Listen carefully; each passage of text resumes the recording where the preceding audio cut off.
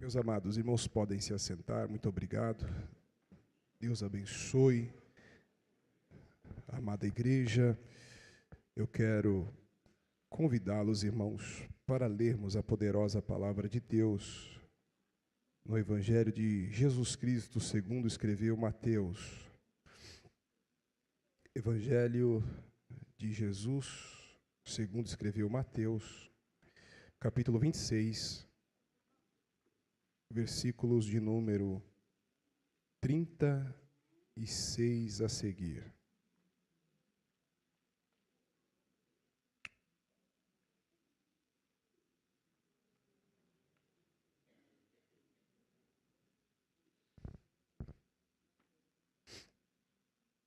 Glória a Deus. Os irmãos encontraram, irmãos, podem dizer amém? Muito bem. Nós leremos, irmãos, até o versículo de número 46. Fazer esta leitura um tanto extensa, mas entendo que necessária para a nossa compreensão. Aqui diz assim: Então chegou Jesus com eles a um lugar chamado Getsêmani e disse a seus discípulos: Assentai-vos aqui, enquanto vou além orar. E levando consigo Pedro e os 2 filhos de Zebedeu, começou a entristecer-se e a angustiar-se muito. Então lhes disse: A minha alma está cheia de tristeza até a morte. Ficai aqui e vigiai comigo. E indo um pouco adiante, prostrou-se sobre o seu rosto, orando e dizendo: Meu Pai, se é possível, passa de mim este cálice. Todavia, não seja como eu quero, mas como tu queres. E voltando para os seus discípulos, achou-os adormecidos e disse a Pedro: Então, nem uma hora pudesse vigiar comigo? Vigiai e orai, para que não entreis em tentação. Na verdade, o espírito está pronto, mas a carne é fraca. E indo segunda vez, orou dizendo: Meu Pai, se este cálice não pode passar de mim sem eu beber, faça-se a tua vontade. E voltando, achou-os outra vez adormecidos, porque os seus olhos estavam carregados. E deixando-os de novo, foi orar pela 3ª vez, dizendo as mesmas palavras. Então, chegou junto de seus discípulos e disse-lhes: Dormi agora e repousai. Eis que é chegada a hora, e o Filho do Homem será entregue na mão ou nas mãos dos pecadores. Levantai-vos, portamos, eis que é chegado o que me trai. Amém. Levantai-vos e partamos, né? Não portamos, irmãos, perdão. Levantai-vos e partamos, eis que é chegado o que me trai. Amém, queridos.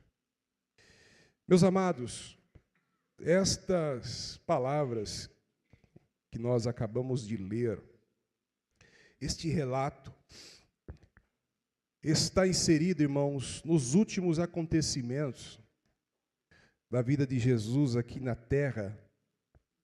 E, como os irmãos puderam observar, Este capítulo de número 26, Jesus vive aqui algumas coisas difíceis. Eu diria que é uma das partes mais difíceis do ministério de Jesus aqui na terra. É até engraçado a gente falar isso, né? Difícil, porque Jesus era Deus, mas Jesus como homem, né? Esta, podemos dizer que foi uma das fases mais difíceis do ministério de Jesus, porque aqui nós vemos uma intensidade de acontecimentos na vida de Jesus que, de uma certa forma, o fez sofrer muito.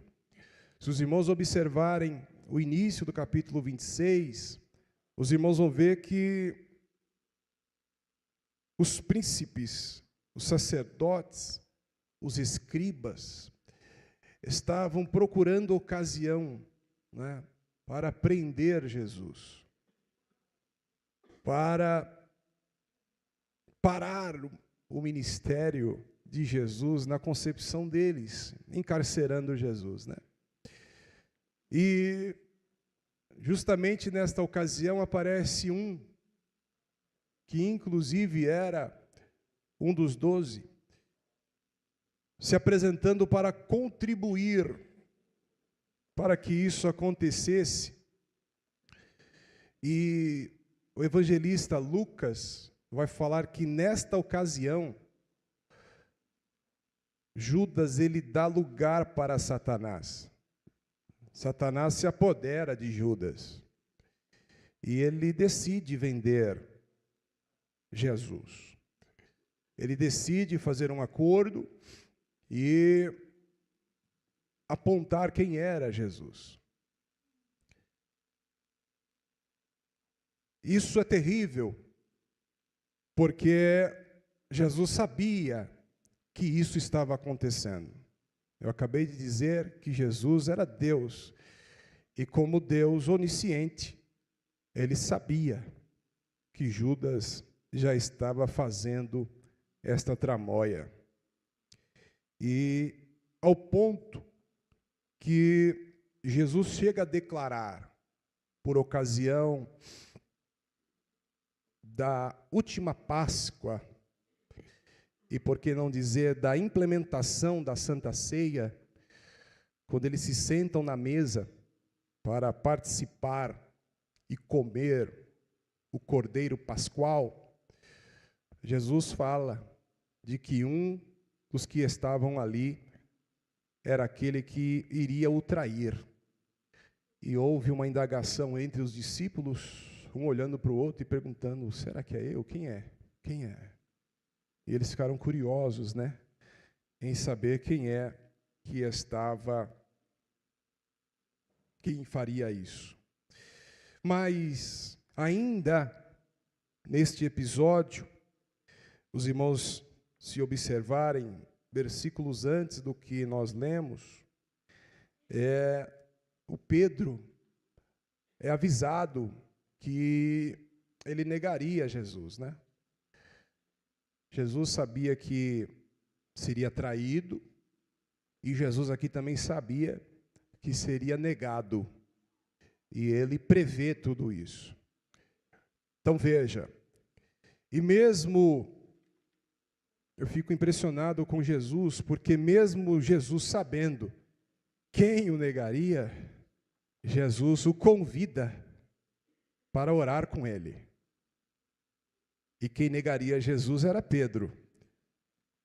Mas ainda assim, no momento de grande angústia e de grande dor que o nosso Senhor e Salvador Jesus sentia, ele teve condições de ir ao Monte das Oliveiras, ao Getsêmani.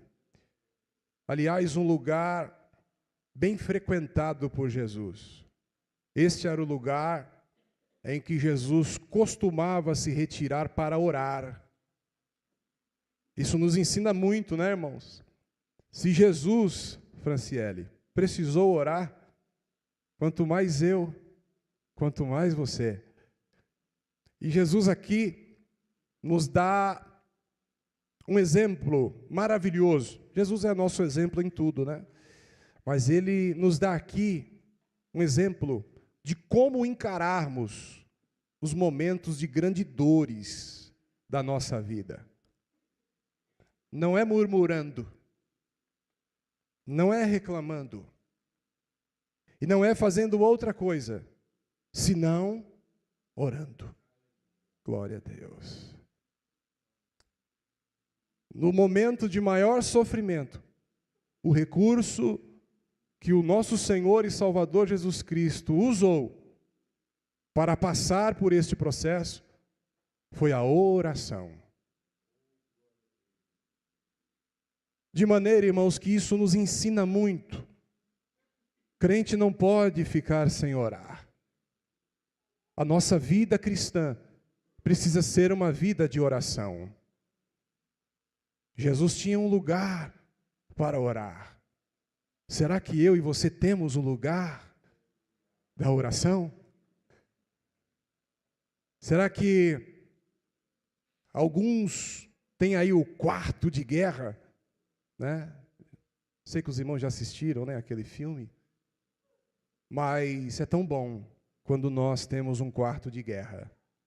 É tão bom quando nós temos um altar da oração.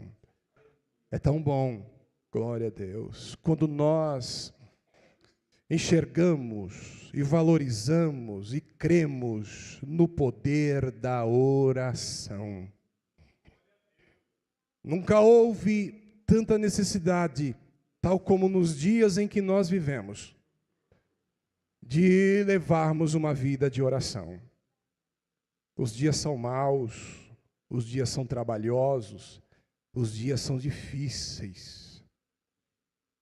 E nós precisamos, irmãos, mais do que nunca, buscar em Deus a graça que nós precisamos para romper as dificuldades que nós enfrentamos nesta vida.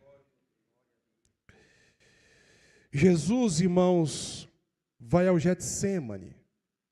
E este monte, também conhecido como Monte das Oliveiras, o nome Getsêmani é traduzido como prensa de azeite, prensa do óleo. E entendo, assim como Jesus entendeu, que não haveria um outro lugar mais propício de se estar neste momento tão angustiante da vida de Jesus do que no lugar da prensa do azeite. Isto porque Jesus, quando vai ao Getsêmani, cumpre-se na vida dele aquilo que os profetas já haviam profetizado. E Jesus sobe. Ele deixa na entrada daquele horto, na entrada daquele monte, 8 dos discípulos ficam ali. E ele convida 3, né? Ele convida 3 dos discípulos para estar subindo com ele. E nesta ocasião sobe Pedro, Tiago e João. E é tão bom, irmãos, é tão bom quando, no momento das nossas dificuldades, a gente pode contar com alguém na oração. É tão bom quando a gente pode compartilhar com alguém para nos ajudar em oração no momento em que nós passamos pelas dificuldades da nossa vida. Jesus levou os 3, considerando que poderia contar com eles. E o pedido foi que eles orassem. Jesus deixa-os em determinado lugar e se distancia deles e vai orar. E neste momento, Jesus, ele pronuncia palavras de grande dor, de grande angústia, porque ele consegue agora vislumbrar aquilo que sucederia nos próximos instantes da sua vida. E para a gente entender esse negócio, se você ver o versículo de número 38, que nós lemos, uma das palavras que Jesus fala é: a minha alma está cheia de tristeza até a morte. E ele disse para os discípulos: ficai aqui e vigiai comigo. A minha alma está cheia de tristeza até a morte. A tristeza que Jesus sente aqui, irmãos, é uma tristeza profunda, acompanhada de uma dor intensa. E isto acontece na alma, na sede das nossas emoções e dos nossos sentimentos.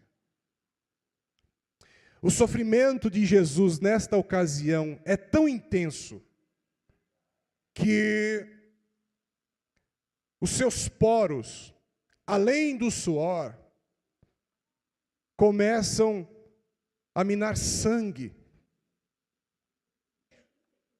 E os entendidos dizem que este processo acontece, e é possível acontecer na vida de qualquer um de nós, quando o sofrimento é muito grande na alma.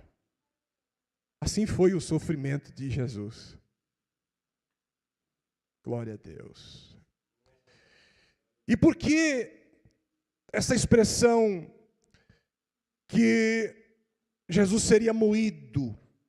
E é engraçado, porque Isaías fala, muitos anos antes, que Jesus passaria por esse processo desta moinha. Ele seria moído. Assim como o azeite é moído, né? Ele também seria moído. E é justamente neste episódio que acontece, glória a Deus, este sofrimento que mói Jesus, que deslacera Jesus.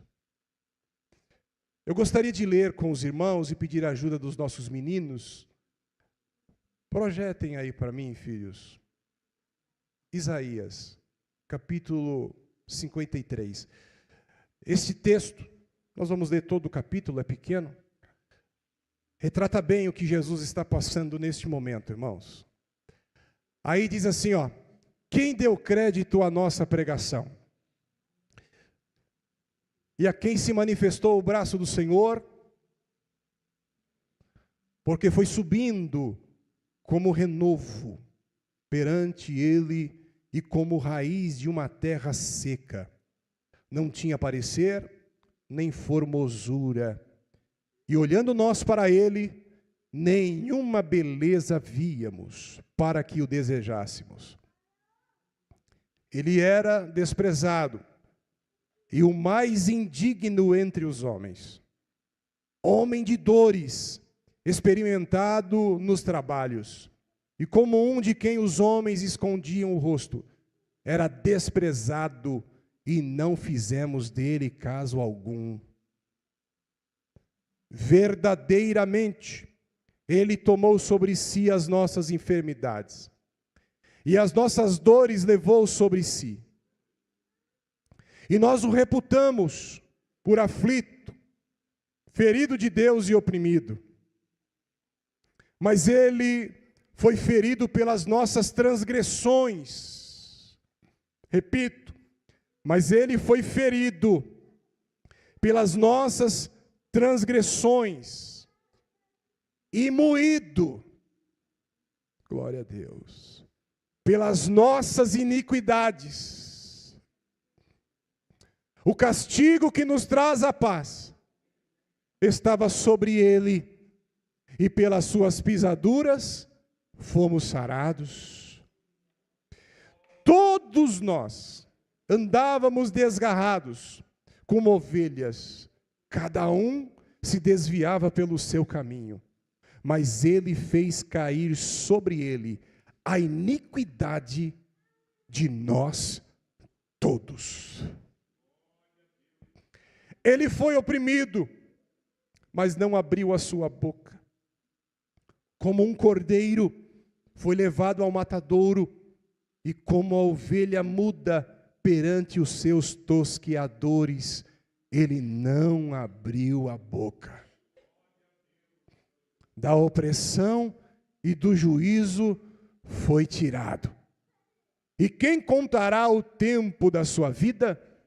Porquanto foi cortado da terra dos viventes, e pela transgressão do meu povo foi atingido. E puseram a sua sepultura com os ímpios e com o rico, mas a sua morte, o rico na sua morte, porquanto nunca fez injustiça, nem houve engano na sua boca. Todavia, glória a Deus, ao Senhor agradou o que, irmãos? Moê-lo. Todavia, ao Pai agradou moê-lo, fazendo-o enfermar, quando a sua alma se puser por expiação do pecado, verá a sua posteridade, prolongará os dias, e o bom prazer do Senhor prosperará na sua mão. O trabalho da sua alma, aquela alma angustiada, aquela alma aflita, aquela alma que foi moída, o trabalho desta alma, ele verá. E sabe o que acontecerá? Ele ficará satisfeito. Glória a Deus. Com o seu conhecimento, o meu servo, o justo, justificará muitos, porque as iniquidades deles levará sobre si.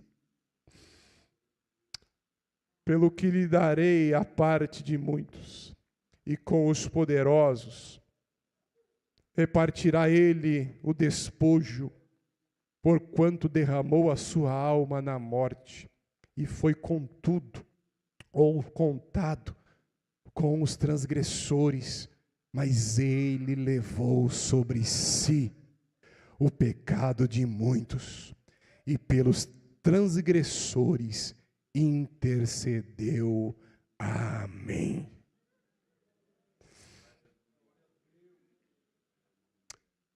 O que, irmãos, moeu a alma de Jesus? O que moeu Jesus? O que foi esta moedura? Como identificar esta moedura? Jesus é moído, irmãos, quando recebe a prensa, o peso dos nossos pecados. Ele não tinha pecado. Ele nunca pecou. Mas naquele momento ele toma sobre si o pecado de toda a humanidade. E como uma terrível prensa, ele sente o peso. E isto mói. Isto faz com que ele sofra. Isto faz com que ele chore. Isto faz com que ele soe, transpire. Suor misturado com sangue. Porque o peso dos nossos pecados recai sobre ele. E isto, irmãos, quem assim permite é o Pai. E nós lemos que agradou ao Pai moê-lo. Que pai é este? Alguém pode questionar, que dá o seu filho para ser moído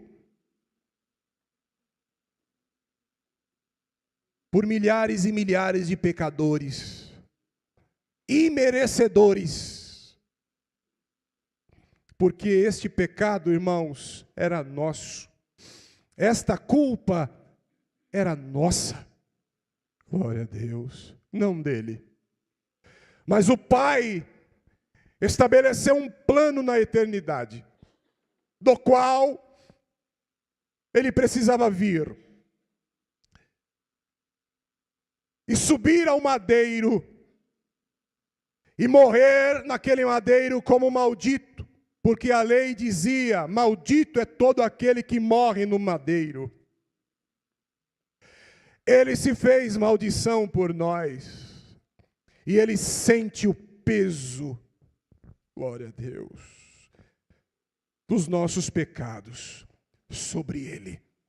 E isto fez com que Jesus sofresse.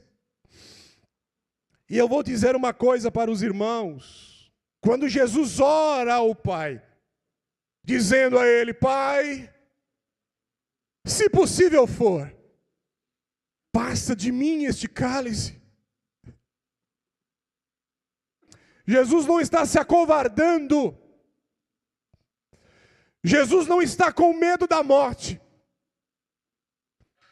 Jesus não está com medo da cruz.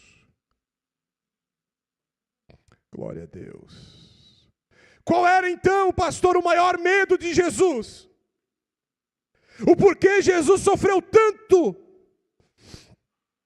O porquê Jesus teve a necessidade de não orar sozinho, mas pedir alguém para o ajudá-lo em oração? O que trouxe tanto sofrimento a Jesus? Nesta ocasião, Jesus sabia, irmãos, que a hora que o pecado da humanidade repousasse sobre ele, o Pai esconderia o seu rosto. Glória a Deus. O Pai não olharia naquela ocasião para Jesus. Ele que sempre viveu em todo o seu ministério, em plena comunhão, em pleno relacionamento, em plena interação com o Pai, Jesus sabia que a hora que o pecado da humanidade repousasse sobre ele, o Pai viraria o seu rosto. E é por isso que lá na cruz, Jesus dá um brado dizendo: Eli, Eli, lama sabachthani. Significa dizer: Deus meu, por quê? Me desamparaste.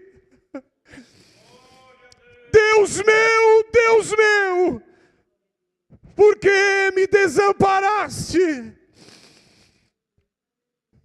Naquela ocasião ele não sente a presença de Deus. Naquela ocasião ele não consegue ver Deus. Porque o Pai vira o rosto, pois o Pai não suportava o pecado, aleluia, não suportava ver o pecado da humanidade sobre ele, e o Pai vira o rosto, e Jesus se sente desamparado. O maior sofrimento de Cristo na cruz não foi o medo da morte, não foi os insultos dos seus algozes, não foi a dor da lança transpassando ele, e nem muito menos o cravo, aleluia, na sua mão. A maior dor que ele sentiu naquela cruz foi por um espaço de tempo, não ter, aleluia, glória a Deus, o Senhor Deus olhando para ele e o assistindo. Isto trouxe o maior sofrimento, aleluia, para o nosso Senhor e Salvador Jesus Cristo.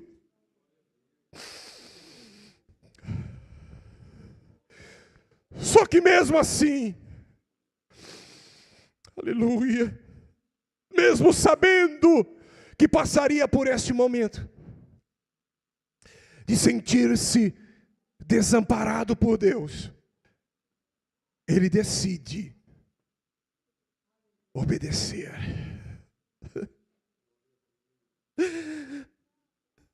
Ele não fugiu,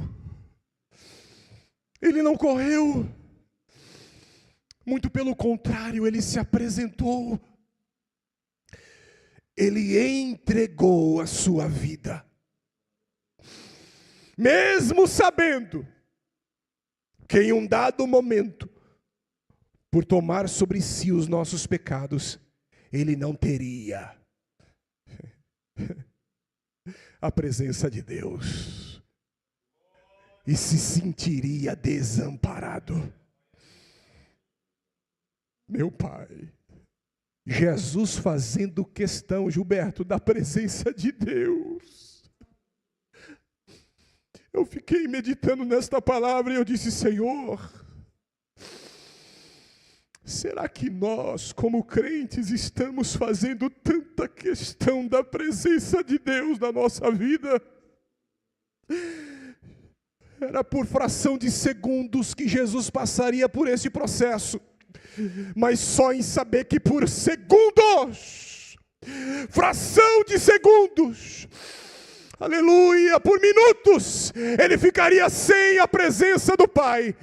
Ele sofre sobremodo, ele chora, ele soa, ele sangra, aleluia. Eu fiquei pensando, e eu? Será que tenho feito tanta questão assim da presença de Deus?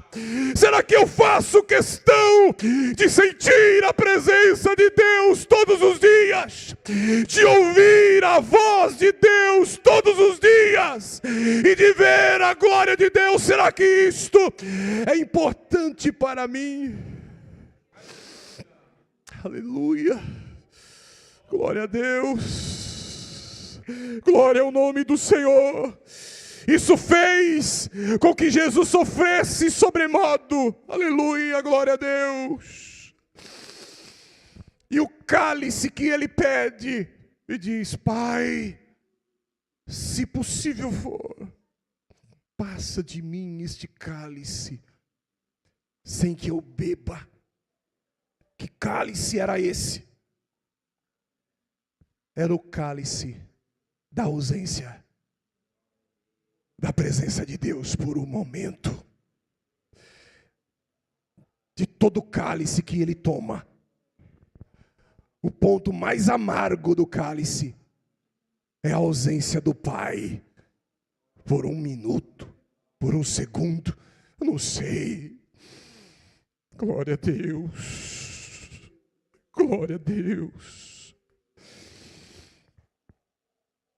Mas ele precisava beber aquele cálice. E ele sabia disso. É tanto que, quando aqueles homens foram prender Jesus, Pedro, com a intenção de defender Jesus, corta a orelha de um soldado por nome de Malco.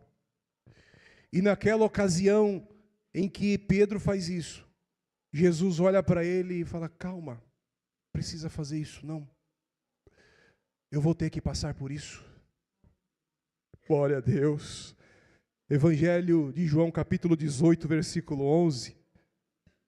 O Senhor Jesus olha para Pedro e diz: Pedro, põe a tua espada na bainha, Pedro. Mete a tua espada na bainha. Aí ele diz: não beberei eu o cálice que meu Pai me deu?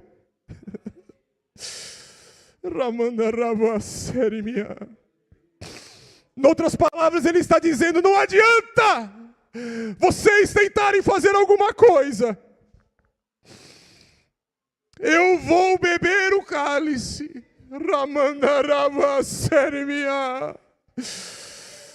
Eu vou sofrer.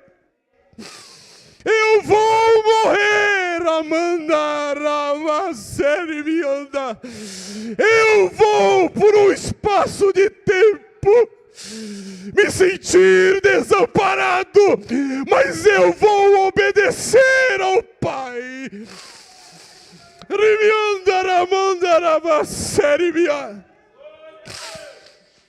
Não adianta vocês tentarem impedir.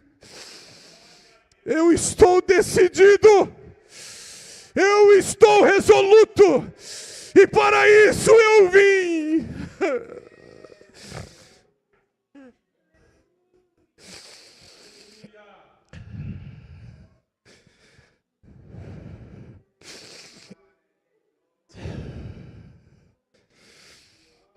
Glória a Deus, glória a Deus.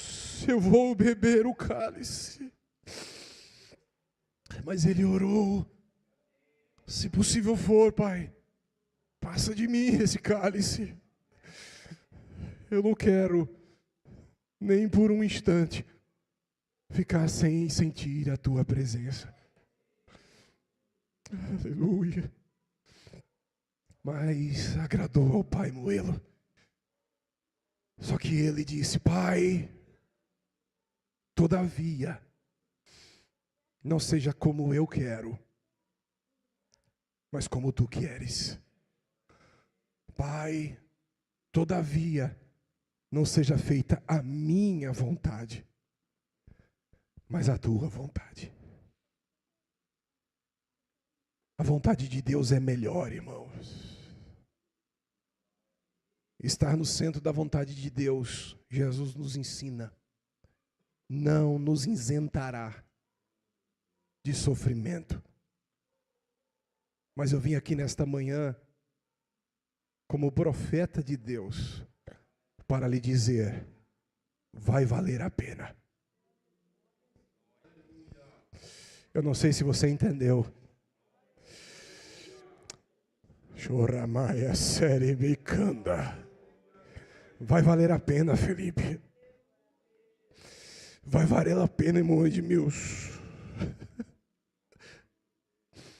Não sei qual é o tipo de sofrimento que nós passaremos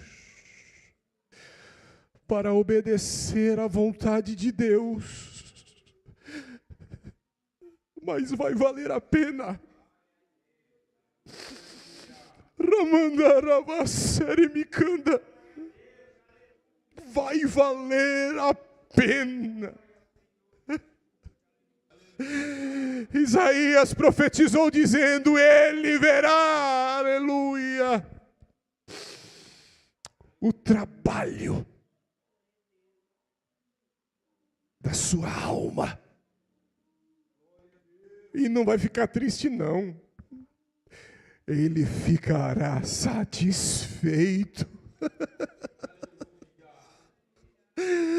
Ele vai olhar e dizer: valeu a pena. Olha lá, igreja do Jardim Elisa Maria, Ramandarava Serimia. Olha lá os meus servos me adorando. Valeu a pena, aleluia, glória a Deus. Será que você pode adorá-lo para que ele olhe e diga: olha quanto valeu a pena? Estão congregados em Jardim Elisa Maria os verdadeiros adoradores. Eu sofri, mas hoje eles me adoram. Estão salvos, estão libertos do poder do pecado. Ramaya Serimianda, aleluia. Vai valer a pena. Orava Serimia, aleluia, glória a Deus. Irmãos, aleluia, eu não sei o que nos espera, aleluia, mas querido, faça questão da presença de Deus em todo o tempo da sua vida. Não perca esta presença por nada, aleluia. Você sente a presença dele aí? Porque eu estou pregando aqui, mas eu sinto Ele aqui, aleluia, Ele está aqui. Ele está aqui de maneira tremenda e poderosa, e está trabalhando, e eu sinto Ele na minha vida. Ele está aqui, Chouramaia, Serimicanda. Eu faço questão da presença dEle. Cherimiandaramai, aleluia, para manter a presença dEle em nós. Nós vamos sofrer. Evangelho não é mar de rosa, aleluia, e o nosso Senhor e Salvador Jesus Cristo já deixou muito claro isso. Evangelho não é mar de rosa. Mas receba ânimo nesta manhã. Eu estou profetizando na tua vida. Receba ânimo nesta manhã. Receba a graça de Deus nesta manhã. Meu Jesus da glória, você vai precisar. Receba a graça de Deus nesta manhã.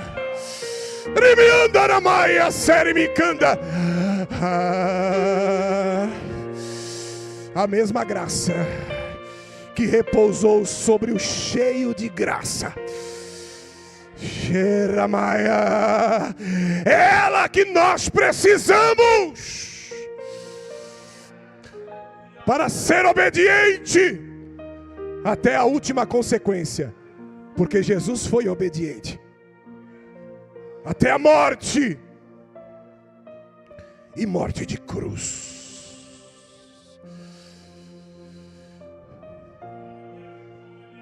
Quantos querem e precisam receber graça para obedecer? Eis-me aqui, Jesus. Aleluia. Eu preciso de graça para obedecer. Porque muitas das vezes Deus nos tirará da zona de conforto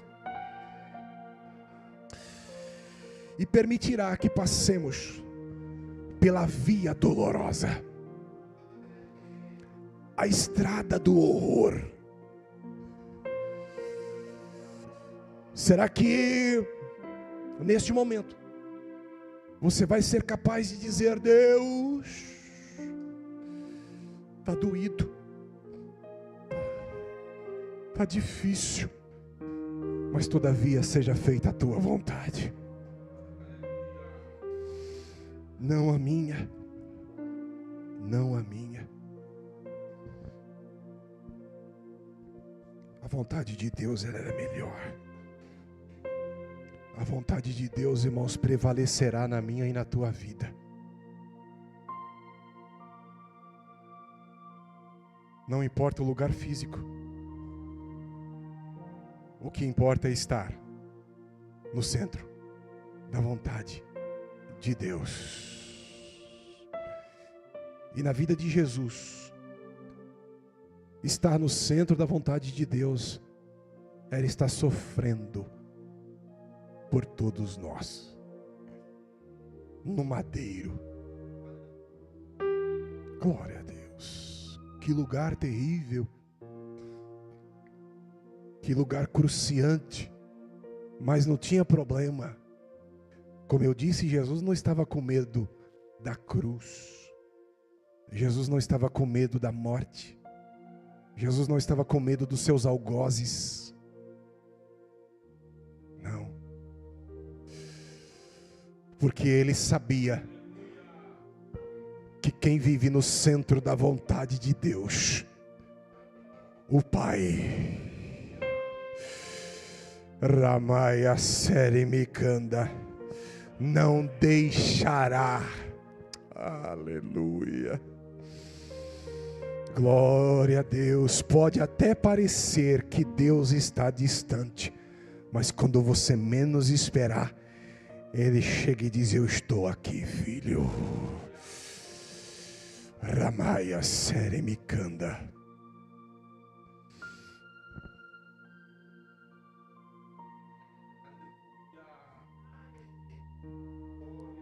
Escolha nesta manhã estar no centro da vontade de Deus.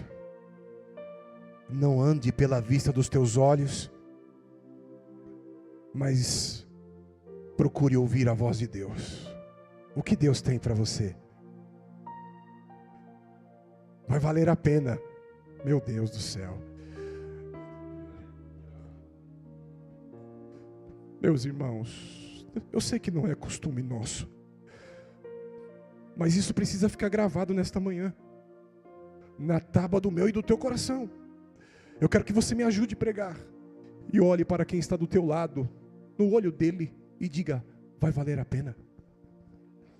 Vai valer a pena, tal. Vai valer a pena. Felipe, vai valer a pena, filho.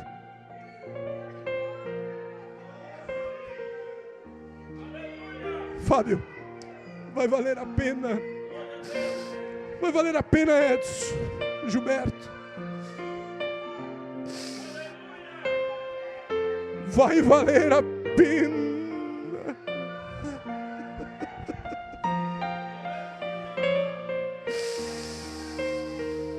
Vai valer a pena obedecer ao Senhor. Custe o que custar, irmão, haja o que houver, obedeça ao Senhor, aleluia. Vai valer a pena. Fique no centro da vontade de Deus, porque Jesus já deixou claro que valerá a pena. Oh, glória a Deus. Ramaia serimianda, aleluia, glória a Deus. Irmãos, eu gostaria de prosseguir. O meu coração, ele ferve com palavras boas nesta manhã. Decida fazer a vontade de Deus, se submeter à vontade de Deus. Glória a Deus. Procure ter bem definida na tua vida qual é a vontade de Deus para você. Jesus vai falar com você. Ele vai te dar provas. Ele vai te mostrar. Meu Deus, eu estou profetizando nesta manhã. Ele te dará sonhos. Ele te evidenciará. Eliseu, detalhes por detalhes. Detalhes por detalhes. Jesus foi caminhando no seu ministério, e tudo quanto os profetas profetizaram foi acontecendo, detalhes por detalhes. Você não vai ter dúvida, porque Deus não é Deus de confusão. Detalhes por detalhes, nos mínimos detalhes.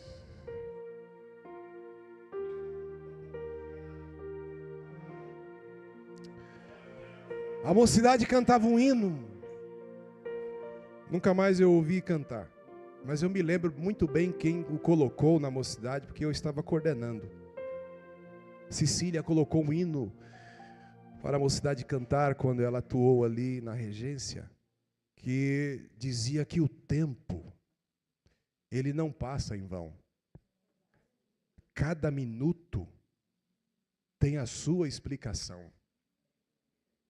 No meu e no teu viver, irmãos, só vai acontecer aquilo que Deus preparou e nada mais. Nada além mais. Você quer viver o que Deus preparou para você? Esteja no centro da vontade de Deus. Porque o tempo não passa em vão. Na vida do crente, irmão Fábio, o tempo não passa em vão. Cada minuto, ele tem a sua explicação.